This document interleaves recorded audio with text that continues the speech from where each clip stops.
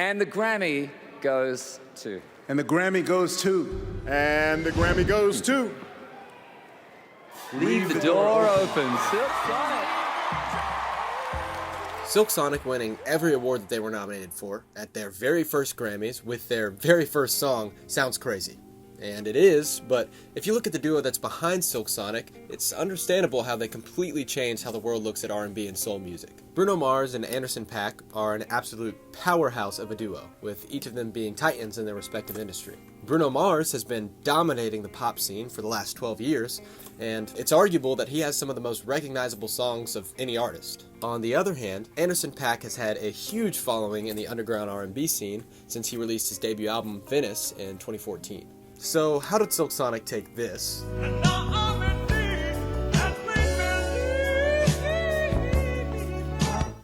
and turn it into this?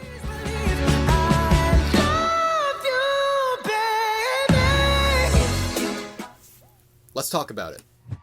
Ladies and gentlemen, non-stop to the top, I bring you the cream of the crop, Silk Sonic.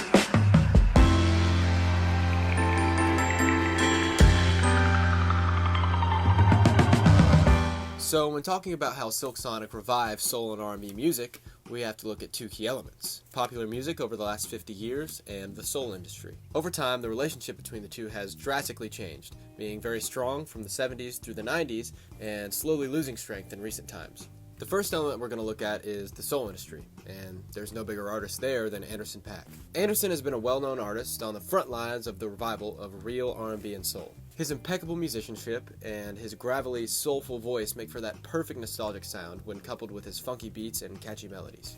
I could pretend when I'm out with my friends I ain't thinking about you. Not to mention Anderson's backing band, the Free Nationals, who combine their skills with his to add that extra funk to his live performances. Among Anderson are plenty of architects in the industry trying to rebuild that connection between current pop and old soul, such as Alan Stone, PJ Morton, Her, and Leon Bridges. Going back to the 70s, the most popular music was mainly rock, disco, and soul. Popular soul artists during this time include Ray Charles, Stevie Wonder, and Marvin Gaye. All of them played a huge role in popularizing soul music during this period. Over time, soul music started to fade away in popularity as more people started listening to hip-hop, pop, and rap.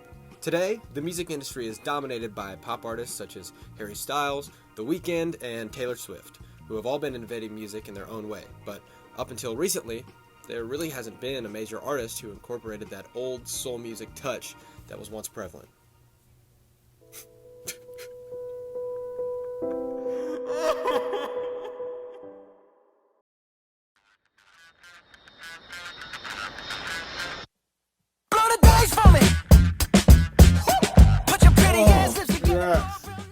Oh, yes. Yes, this is exactly what we needed. This is the collaboration that we all needed. The beacon of hope.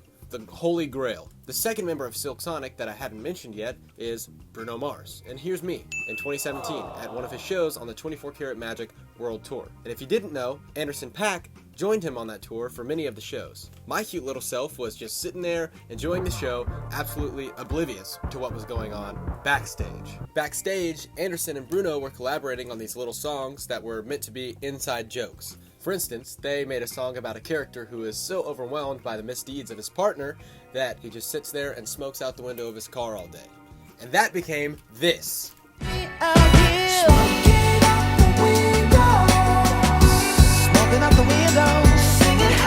Yeah, that's Smoking Out the Window. 2017 Eli had no clue that years later, the two musical powerhouses would regroup to make an album called An Evening with Silk Sonic. From 2017 up until 2021 when they released the album, Anderson and Bruno were working on this album in the gaps between their solo careers and their own personal shows. During that time, they also brought in other talented people such as D-Mile, who co-produced the album with Bruno Mars and also played a lot of instruments on the record. Along with D-Mile, you have Thundercat, who played bass and sang background vocals on the album Slow Jam After Last Night. A lot of it is owed to Thundercat, who is a pioneer in his own right in the funk, R&B, and soul industry. The production of the album is incredible, and it's perfectly crafted to be reminiscent of the old Motown music.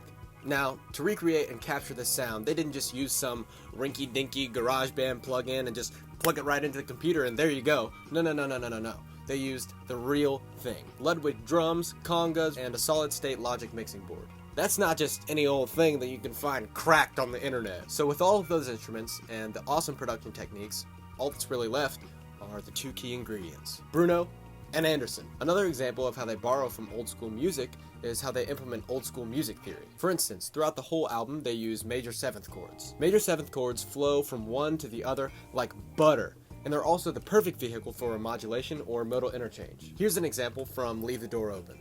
Romancing in the east wing and the west wing of this mansion was happening. I am playing no games. Every word that I say is coming straight from the heart. So if you're trying to lay in these arms, I'ma leave the door open. I'ma leave the door open. So along with major seventh chords, they also use classic bass lines. For instance, they use the classic R&B bass line that lands on the 1, the of 2, and the 3. This is very similar to songs like I Keep Forgetting by the Doobie Brothers.